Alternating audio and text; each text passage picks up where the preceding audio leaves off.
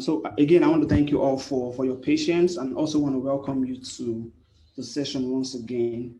So without wasting much time, I would sort of open the floor, give the floor to our speaker for today, Mr. Benjamindada, to take us through, how startups can leverage digital media, to drive growth.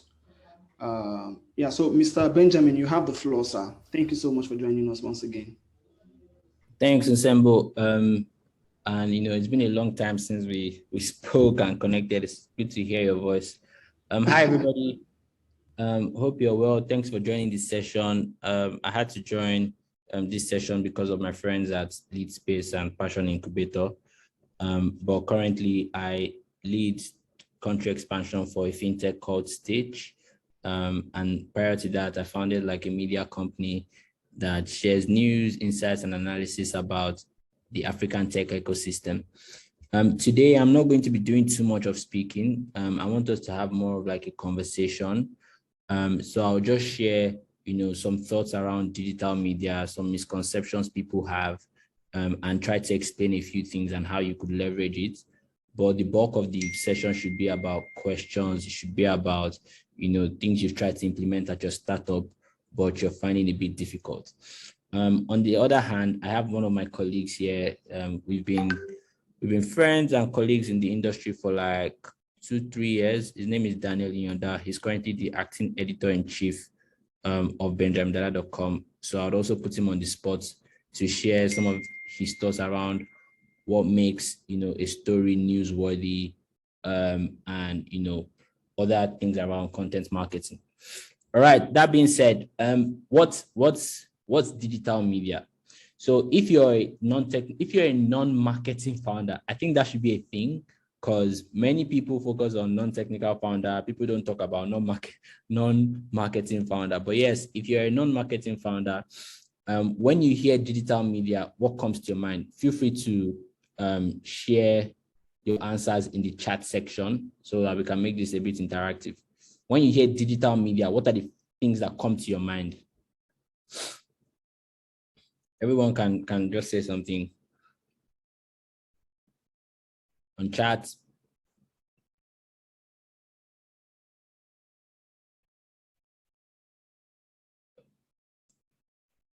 Abiodun, Lawrence, Daniel, tell us what comes to your mind when you hear digital media.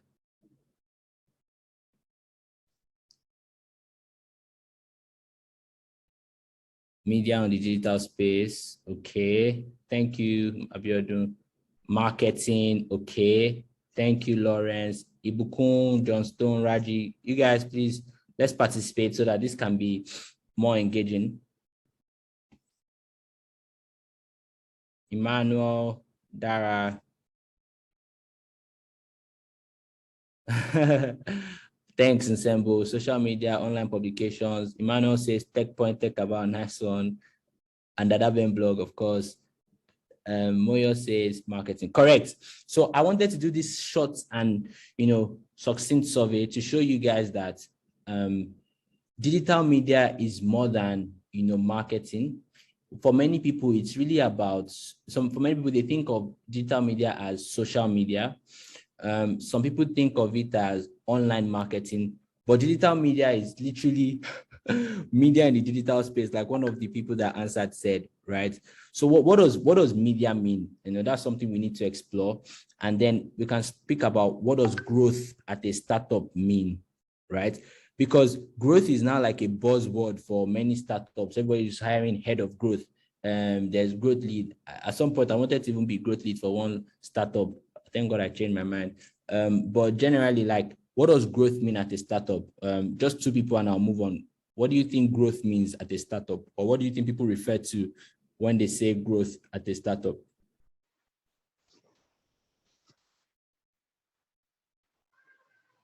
Any the first two people?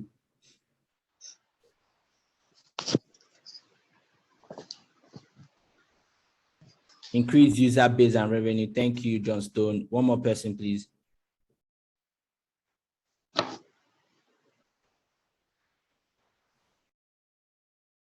next phase of innovation.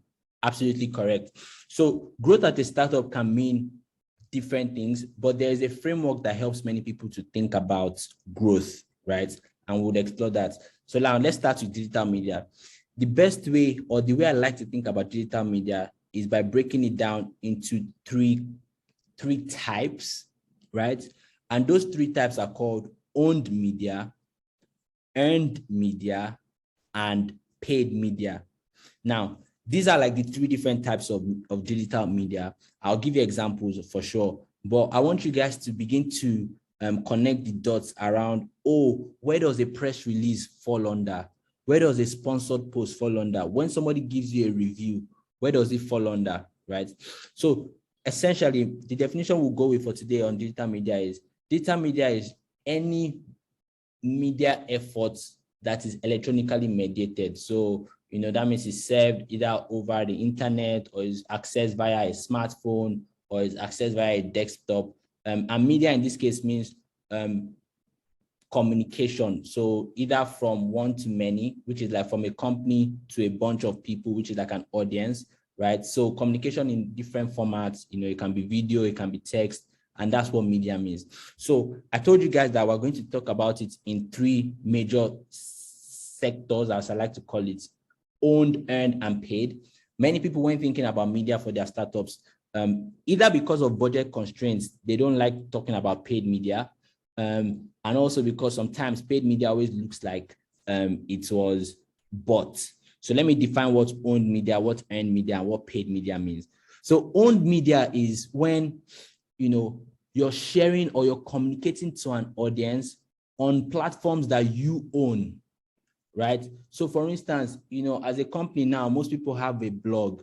That blog is their owned media. Most people have a social media account, Twitter, Instagram. Those things are their owned media. So they can share things on those things by themselves without requiring somebody else to share it for them.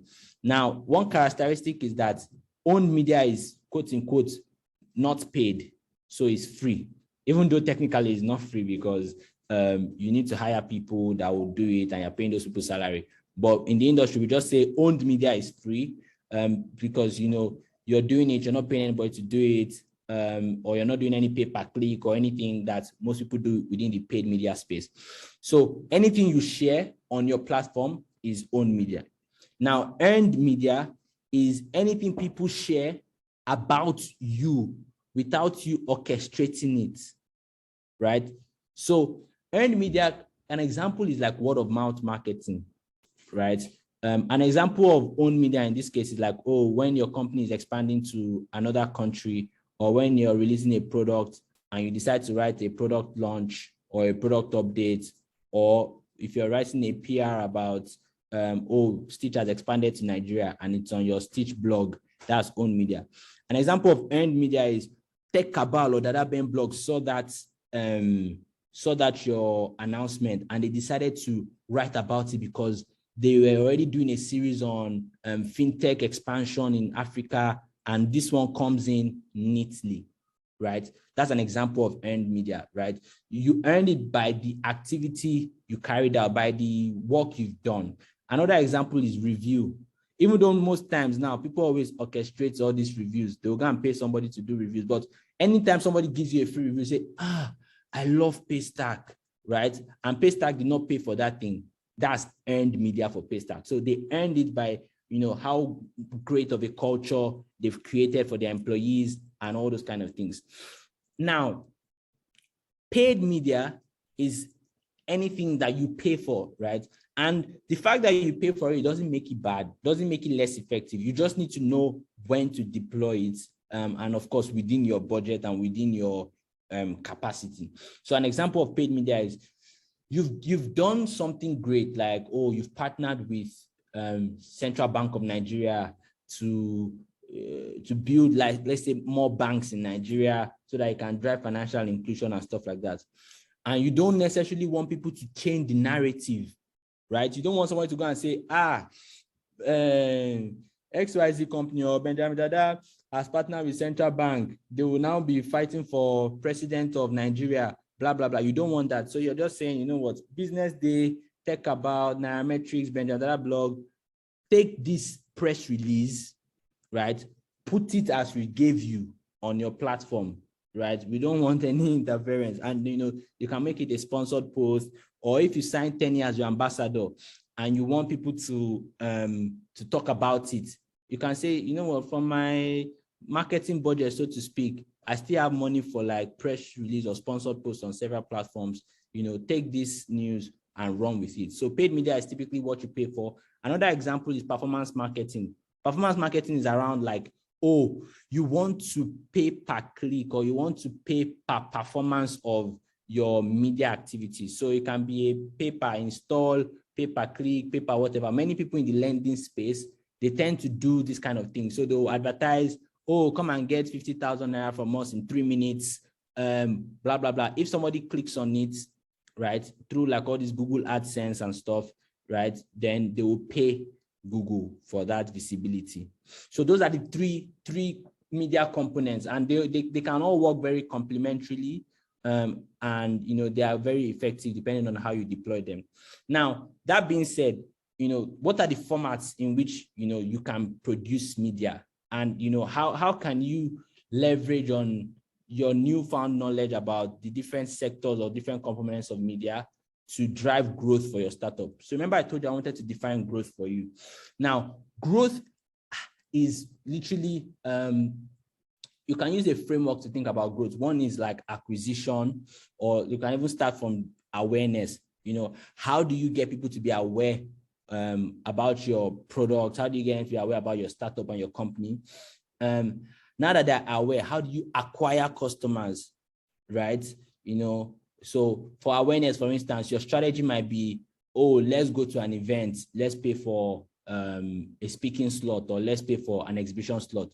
So if you look at it, you've leveraged paid media, and then you're using that to drive awareness, top of funnel.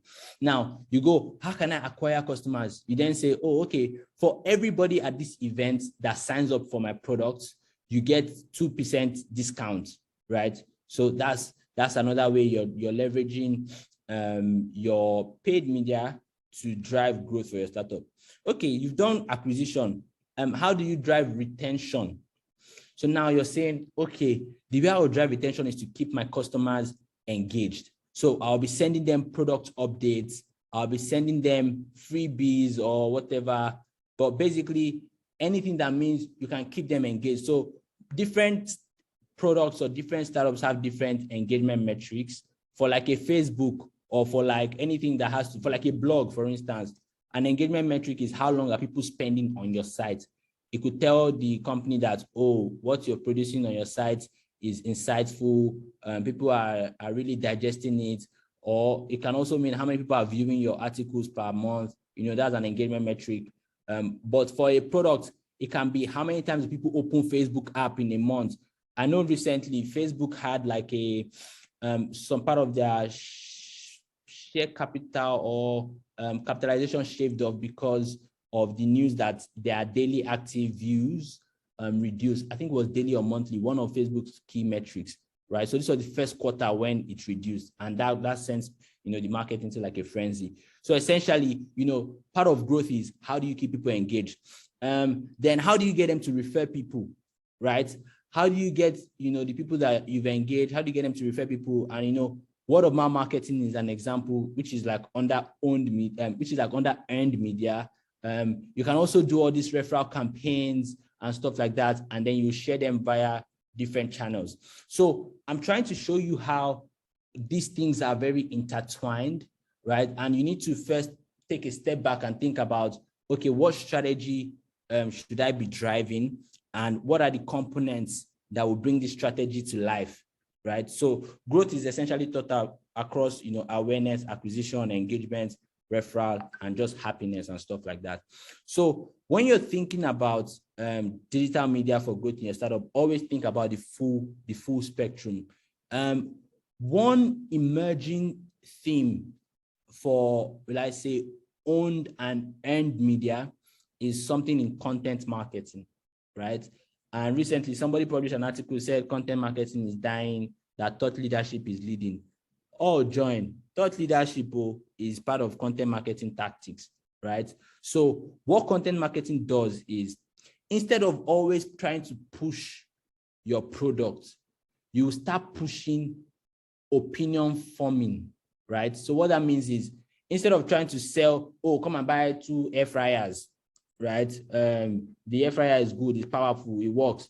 You can start writing content around, what are the health benefits of cleaner energy cooking devices, right? So you're not focusing on the product, you're focusing on like the outcome the product can achieve for people, and you're now giving them something that they will value, right? Because again, not everybody might need an air fryer, but people would not mind if you tell them how they can live better or live longer.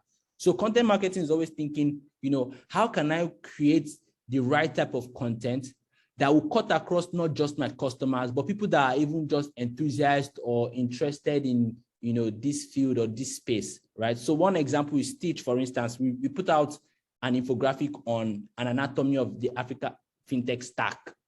Of course, on that article or on that graph, we put other people in the space, we put InterSwitch, we put them on the graph, but the audience for that is, people within the fintech space. And over time, as people begin to think about, who can I use for pay-ins? Because Stitch had created that article, right, we will probably come to mind. But even beyond Stitch, if they're thinking of who can I use for wallets, virtual wallets creation, one of the people we mentioned on that article will come to mind. Bottom line is that thought leadership or that content doesn't focus solely on us, but the more people begin to come to us to read things like this, the more top of mind awareness we are going to be gaining in their minds. So whenever there is a need for our service, they will think of us first. So I will stop there for now and just let you people ask questions. And then I wanted Daniel to also like speak from a more third-party media house point of view, because to be fair, PR or press coverage is actually one of the ways startups also try to drive growth. If you think about what I taught you about, awareness and even like acquisition. So Daniel, in like a few seconds, if you can share, what makes for a compelling news story, or what makes something newsworthy to you as an editor and as a journalist. Yeah. All right. Can you hear me? Okay. Yeah. So what makes for a newsworthy story? It's basically it's a number of things, but then it's a number of things. Usually when a journalist writes a story, you use the inverted pyramid and you're answering who, what, when, and how. So the story essentially, most times it can be about the company if the company is big enough, or if the story about the company is going to have has a larger impact. For instance, a fundraising announcement is newsworthy because that plays into the bigger narrative of African startups raising fund or Nigerian startups raising this amount of fund. But then you can't come to me with, we are launching this feature. That is not a news story to me. If you come with your money, okay, yeah, a sponsored post, you run it. But if you come to me with that as a news story, like we have this news story, we want to share a press release like that won't fly, because it's all about your company. It's your product that you're promoting. And yeah, but then if it's going to, like, the angle that companies should be looking at is, how is this going to affect the user or the larger ecosystem in which they play? And then another thing, just to buttress that, is the fact that it's not every time that you share a news story or that you share a press release that is going to fly immediately. If you want it to be published urgently, because the media house too, for instance, we have their own content calendar and they have their own news cycle they are working with, or content plan they are working with, and content ideas and stories they want to pursue. So you can't just come in between that and say, I want this published and all of that. If it's niche story enough, like the fundraising announcement I gave, or has a larger ecosystem impact, then yeah, they can make time for that and run with it. But then you must be ready to work with the journalists you're pitching to, so that even more importantly, just try to build, if you want to get like Ben mentioned, if you want to get earned media and earned media, you just have to build relationship with journalists if you want to have earned media like that. So that when you publish something interesting, like you mentioned, then the journalist can pick it up and just run with it. That this is interesting and all of that. So that is that about what makes a newsworthy story. Thanks. I hope I'm able to, yeah. Thanks, Daniel. Over to you, Nsembo. Thank you, guys. Yeah. All right, Benjamin, thank you so much for the insightful session. I mean, I personally have learned a lot already, and I'm sure a lot of our audience, people in our audience have also done the same. So what we're going to do next is just to throw the floor open for people to ask questions. I'm sure our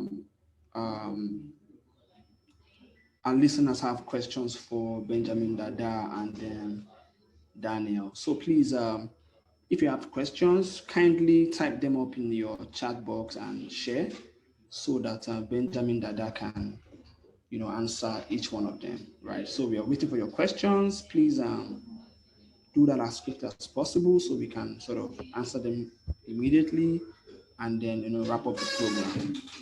Thank you so much. We're waiting for your questions, please.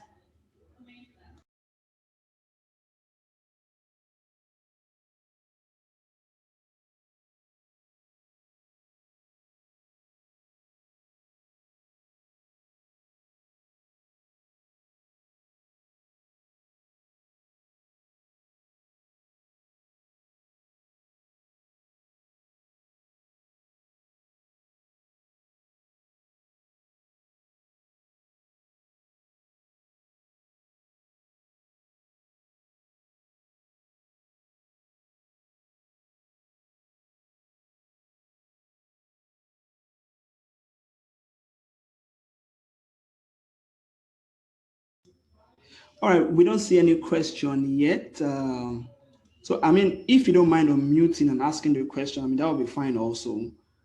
We wouldn't mind you unmuting and then asking your questions, please. Hi, hello, can you hear me? Yes, we can, please. Please, I have a question regarding, sort of like regarding branding. Yeah, so there's this issue of like founders having sort of like very loud personalities on social media, and it sort of feels like their personal brand is sort of shadowing on the brand of, let's say, the company they're running. Is there any advice you could give?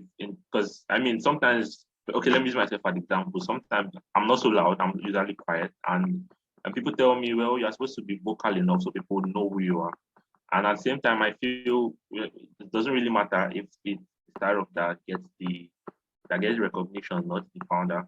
But then it feels like, well, there's an advantage to having sort of like loud founders, always having one or two takes or having one or two opinions on social media and getting that awareness on who they are personally.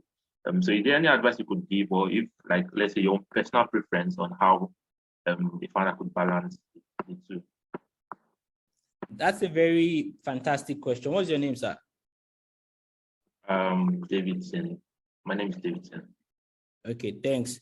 So I'll drop 3 anecdotes for you. It's a very good question, and I think it's something I've also experienced by just observing people. Let's do a little quiz. Abdul, what company is he affiliated with? If you guys know fintech space a bit. Mono. Abdul is Mono. Yeah. Mono, correct. Shola Akindolu, what company is he affiliated with? Akinbolu or Akindele? Sorry. Akindolu. Oh, I don't know. Sorry. Brass. Now, I'm saying this because these founders are people who are quite active on Twitter and social media, and you find that people don't really buy from companies, they buy from their friends, they buy from people. So it's easier for you as a founder to sell to your colleagues or to sell to other. Let's even start from like selling to partners, like B2B people. It's easier for you to sell to your colleagues or to sell to other founders when they feel like they are friends with you or they know your journey, they know your story, right? So that's one plus for people who regularly talk about what they are building. The second thing is top of mind awareness. Like I told you, you might never really have considered doing, let's say, direct debit, right? Or implementing a direct debit solution. But the day somebody in your company will mention direct debit, your mind will first go to the person or to somewhere where you've seen direct debit, right? Being displayed or being talked about, right? So that top of mind awareness is a reason why people and founders in particular should share about what they are building and their company. And a third thing is, if you share what you're building, it also gives the sense of pride or confidence that you are confident in what you're building, and it can inspire confidence in others as well, right? Now, those three things being said, being loud on Twitter, loud sometimes is always carrying a negative connotation, right? So that negative connotation means maybe you're insultive, abusive. Some people use that as their own strategy to form, oh, I'm down to earth, I'm brash, I say it as I feel it. But generally, I always like to defer to the more, will I say, conservative approach. Don't get into Twitter fights. Don't try to dunk on people. Don't be an, quote unquote, pardon my language, an asshole.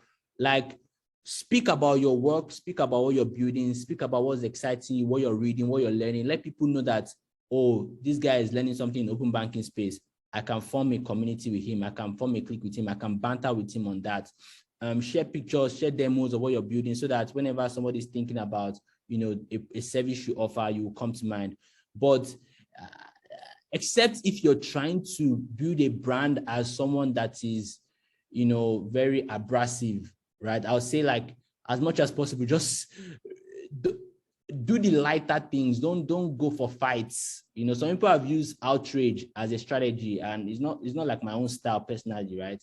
And since I'm the one answering the question, I'll say, don't go for things like that, right? Just try as much as possible to be yourself, connect, engage with your guys, engage with customers, engage with people decently, but always speak about what you're building. Yeah. All right, great. Thanks for the response, Benjamin. I think we have a couple of questions. Let me quickly run through them. So Lawrence is asking, is an opportunity to exhibit in large conferences worthy of being in a press release? So who is going to be in the press release in this case? Because when you think about press, it's usually about the angle the journalist goes for. So if you, as maybe a sponsor or an exhibitor, should feature in like Tech Point West Africa, the journalist angle might just be, oh, Tech Point West Africa holds the largest startup conference in Africa, blah, blah, blah. And you almost never get a mention, right? But if the angle was about, oh, new startup founded by 19-year-old developer gets featured or demos and wins pitch at Tech Point event, then you will get to be mentioned. So it's going to be about the angle. And I tell you for free, like Daniel said, sometimes even being close to the journalist might help. And I'll give you like an anecdote. So and being close is not because of favor. So when Stitch was announcing like the PR, the TechCrunch journalist is someone that I had been talking to for a while during his time at TechPoint. We've been friends, we've been guys. He knows me, he respects my work. So when they gave him that PR and he saw my name, he knows my place, he knows who I am, that I'm founder of the DataBen blog, blah, blah, blah. So he knew that would drive engagement for his article, and he put my name in the headline, right?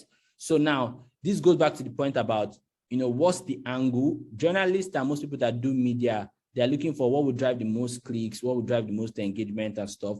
But imagine if he didn't know me, or if he hasn't heard about me, even though that's unlikely if you are popular, so to speak, right? But the mere fact that, oh, he even knew me could have been one of the reasons why he thought, oh, let me put this guy's name in the headline.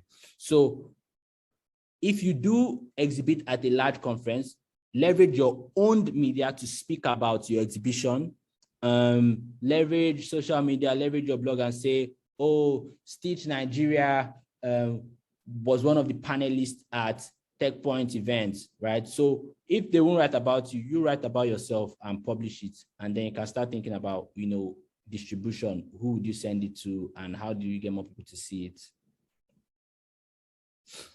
All right, that's great. Thank you, Benjamin. So we have another question here.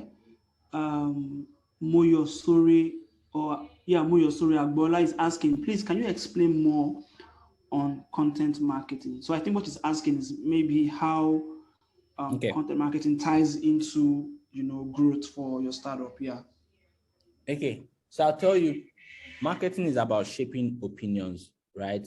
It's about shaping perceptions. It's about getting people to agree with you, if you get what I mean. So if you hold that on one hand, content is any body of work that can be consumed.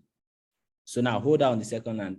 When you mix it together, you see that content in itself can be video, right? Because you can consume video by watching it, by listening to it, right? So PC Timmy's Founders Connect is great content, right? And if PC Timmy were like a company brand, that might be a way for her to market herself without talking about herself. So look at Paystack, for instance. They have this art podcast. That's an outstanding piece of content marketing because the art podcast is not really talking about Paystack. It's focusing on the stories of artists and stuff. Potentially, some of these artists have used Paystack store to collect money or for ticketing purposes. So Paystack can get a mention from that. And even if they don't get a mention from the stories within that content, they get a mention from the domain name or from where the content is hosted. It can be on their social media. So to watch it, you have to go to their social media. It can be on their YouTube page. So to watch, you have to go to Paystack YouTube page. The bottom line is you're still going to think of Paystack as you think of that artwork or that podcast. So content marketing is just finding creative ways to own conversations, to shape opinions, to be in conversations without overly being too salesy, without always like just putting yourself in for, XYZ product is the best in the world. This product can make you fly to abroad and come back in 1 minute. No, why don't you think about something broader? Why don't you think about something else that people are interested in, but you can then be the orchestrator of? So basically, content marketing is just always thinking about initiatives and strategies that can serve your company's purpose. Sometimes it's not always very obvious, but in the long run, you will see that by just being present in conversations, you gain that top of mind awareness in people's head. And then they begin to also think about you as a resource or as a potential provider of a service that they might need. Final example, HubSpot's blog, had way more page views than HubSpot's website, which is where like the products they sell is. But HubSpot blog focused on answering people's questions around, content marketing, marketing PR, social media. Meanwhile, their product was a product within that social media or CRM space, right? So by mere fact that, for instance, the blog was associated to HubSpot, because HubSpot was giving the advice, it's easy for the customer to think, if this guy can give solid advice like this, then they might be great at executing, right? Let me check out what they have. So that's how to think about content marketing. All right, great. Thank you so much, Benjamin. So I think we have one more question. It was sent privately by Itunuolua Bidoye. So the question is, why is it somewhat expensive for startups to grow? Why is it somewhat expensive for startups to grow? I don't know if you get the question. Yeah. I mean, you need money to make money. It's as simple as that. Within the factors of production, right? Capital is a key component. So you can't really produce anything if you don't have capital, if you don't have money, if you don't have something to create with. However, capital is not the only factor of production, right? There's talent, right? There's entrepreneur. So if you have capital, you have talent, which is labor, and you have entrepreneur. If you have 2 out of those 3, you can begin to grow, but you might not scale that growth as fast as you want.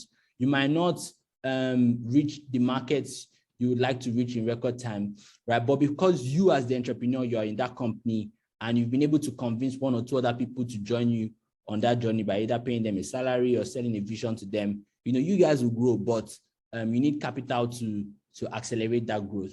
So, I mean, it's a no-brainer. You need money to make money. All right, great. So I have one question. Thank you, Ben. Yeah, let me just sort of chip this You're in. welcome. So, can you hear me? Yes, sir. Okay, my question is somewhat, I don't know whether it's funny or something, but I wanted to chip it in to hear your opinion. So a few days ago, I think it was yesterday or the day before yesterday, Shola Paystack, founder of Paystack, Shola launched, not a startup, but he launched, I don't know, maybe it's a football academy or something, So I want to ask you, is that something that is newsworthy for you guys? Is it something that is newsworthy? What do you think about it? Is it something you guys can write about, or it doesn't fit into your vision or your goal for your blog? Sorry, come again with the question or with the comments.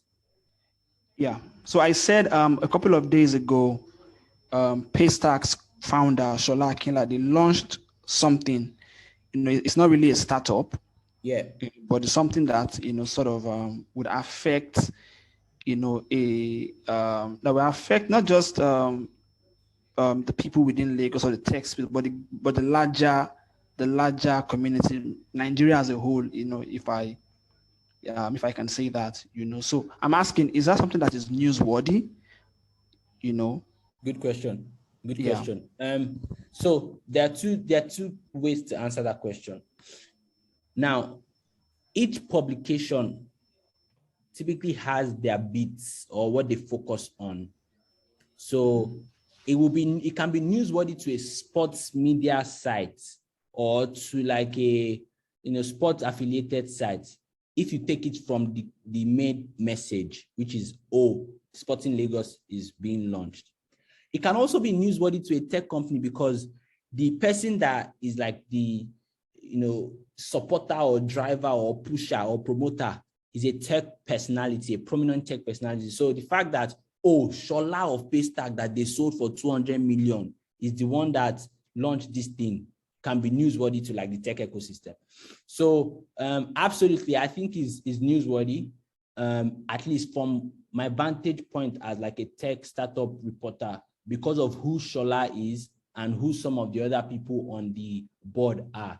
But to like another reporter in a sports space, it can be newsworthy because of the actual thing they're trying to do, start a club. So depending on the angle the journalists want to take it from, it would make sense. So for instance, for us, we can also do 2 posts. One is, Shola launched this as news. But the second one is how tech founders are beginning to look outside of tech startups to create value for the ecosystem.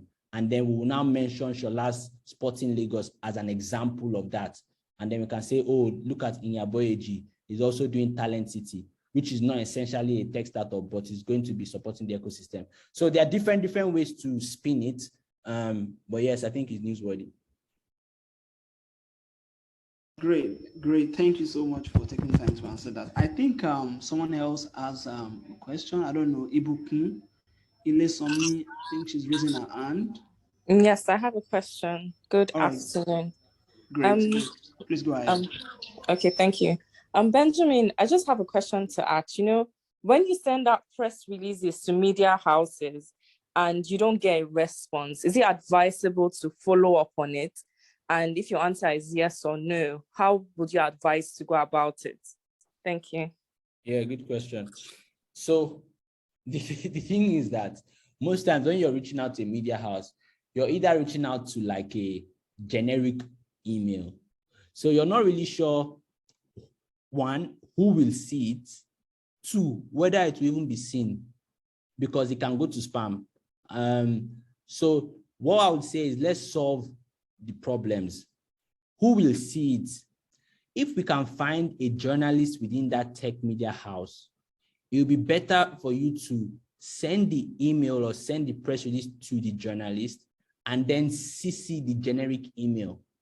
So for instance, if you send to DataBen blog, send it to like a Daniel@benjamindada.com, but then CC hello@benjamindada.com. Because what would happen is Daniel then gets this as a quote unquote work to be done or work to be reviewed, right? And hello@benjamindada.com can say, well, this is something we consider newsworthy. How come you're not on top of it? So that's the way to keep the journalists accountable, right? By copying the media house. Now, the second part about whether it will be seen or not, I should have even answered that one first. As much as possible, do not send BCs, like don't send broadcasts, don't send things that can go to spam. Try and personalize the email. You don't need to do too much. Just make sure that you're clicking on send 10 times, or you're using like a mail merge software to click on send so that it will merge the first name to the body of the email. But if you can even personalize it further, then your uptake rate will be great. So that's what WinBat does. WinBat sends these things as if they send it to you personally, right? So you see like an intro. Hey, Daniel, hope you're well. I loved your last post. Just wanted to let you know about this new company that raised money. I see it's something you're quite excited about, the entire agri-tech space. If you find this interesting, please find attached the press release below. Boom, right? So it's now up to Daniel to decide, oh, should I take it up? Should I not take it up? But sometimes you need to figure out that what you're sending is something the media house will bite. If not, just make it a sponsored post, because that one they will bite. Like, media is bleeding, media needs money. People are taking all the talents because media companies cannot effectively compete. So if it's something that you know that you really want to get up on this particular day, on this particular time, say, hi, would you be kind enough to let me know what your rate card is, or like your sponsored post rate is, blah, blah, blah. Almost everybody does sponsored post. So, those are ways in which to force action and, get things out of the way. I hope that's helpful. Yes, it is. Thank you. Yeah, sure thing. All right, great. So I think we have one final question. Patrick, can you ask the question, please? Thank you. Okay, hi, Ben. Okay, so I have a question. So I've heard some founders say that when they do reach out to these media platforms or some media platforms, they get ignored, right? And even though you have done due diligence in answering that particular question, right? I just want to say, so how do you build a relationship with some of these media outlets, or even the publishers, or even people who work in these platforms, especially since they are busy, right? You could even go as far as saying that you could connect with them on social media, but some of them are actually unresponsive or not responsive, right? Yeah. So how do you go about something like that, especially if you are a startup founder and you know you are building a solution that is especially, okay, so you don't have the money to actually pay some of these rates, right? And sometimes having a relationship with these people, right, actually go a long way. So what's the way around it? I think most founders would like to know. Nice one. So I would say maybe three things. One is people don't like people that only take from them, right? And as much as media sometimes comes off as an altruistic effort or something that is like an NGO and stuff, one obvious way that people have actually overlooked is offering to pay sometimes for some work, right? Oh, say you want to sponsor a newsletter, say you want to do XYZ, because once you do that once, you're in their database, they recognize you. The next time you have news, they'll see you as like one of their partners and they'll want to engage with you. So that's number one. I know you mentioned, the founder might not have money. Well, it's arguable, because when it comes to hiring an engineer, they have money, right? So, it depends on what people are prioritizing. Many people don't prioritize, that media, that paid media in that sense. But that's just one thing. The second thing is, how do they build like relationships with the journalists or people in the company? To be fair, if it's going to look too transactional, I'd say don't force it, right? The reason why I know Tej is not because now that he's Africa tech reporter for TechCrunch, I'm all over his DM, I'm doing exercises, because way long ago we had connected before he even became, this big, right? Before he got to, I think 5K now, like when it was 1K, 2K, we had been building a relationship together. So I'd say for founders, as much as possible, try and build relationships with people that are not currently on the spotlight. Idris Abubakar of Rest of World, which is a very prestigious platform. I knew him when he was in TechNext. Daniel, that knew him when he was in TechNext. We've been talking since TechNext. We went to TechAbout, we went to Stairs. Like, those were points in which you could have connected with this person. And how do you connect? For instance, if you follow them, they don't follow you back, no problem. Just follow them, engage intellectually or engage reasonably, because people don't like all this fox deep. So what that means is somebody will tweet something generic, but you, because you are trying to show yourself, you are trying to show that you sabi or you know more than the person, you can't be putting deep things. Like, that's not the point. The point is, the person can even tweet about football that, I think Messi is the best player in the world. You can go there and say, well, I might have to disagree with you, or I might have to agree with you, XYZ. Just civil conversations. Over time, they might not know you, but they will know your Twitter handle. And then the day you get a chance to attend an event that the person is at, you can then say, hey, I'm that Bobo Oni Jesse on Twitter. Lovely to meet you. So that's one way. The third thing is build something, right? People like to support people that are building things. So beyond your startup, if you can organize a football event, if you can also even start doing like a newsletter on your own Twitter timeline, or start sharing information that, the people you are trying to get the attention of can find valuable, right? That's a way to also like make yourself more valuable to other people, right? Your Twitter handle, your Twitter bio, your Twitter DP, make those things very clear to people so that they know what you're about from the start, and give it time for it to materialize. So it's not going to be a get connected quick scheme. It's a process of building. Like, I have so many people that are big now on my timeline, on my list, my friends list, because way back, way long ago, we've been friends. And sometimes it's even like as if I'm farming them. But let me give you an example. Fisayo Fosudo, before he became big, like, we were guys. Like, so, and because he respected the work I was doing a blog, I was working at a startup, I used to share about the startup. Just like be about something before you want people to start associating with you. Yeah. All right, thank you so much, Benjamin, for taking our time to share knowledge about our topic for today. I think this brings us to the end of the session. It's almost 5 o'clock. Yeah, so we said we're going to end by 5 o'clock. So thank you so much, Benjamindada, for doing this. We really appreciate you. We really thank you for your time and your efforts. And also to Daniel, thanks for chipping something in for us. I also want to give a shout out to my other colleagues. There are a few of my other colleagues that are also here, or they joined at some point. Okay, yeah. So I think I saw Johnson. Yeah, John Stone. Okay, John Stone. Okay, thanks for joining us, John Stone, and thanks for joining us, everyone else. We really appreciate your presence. And I think so I think you want to announce, because I know you have something for our audience, and spotlighting startups on your Daniel will take that announcement. All right, please, Daniel, can you quickly do that for us, please? All right, so yeah, I will just share the link.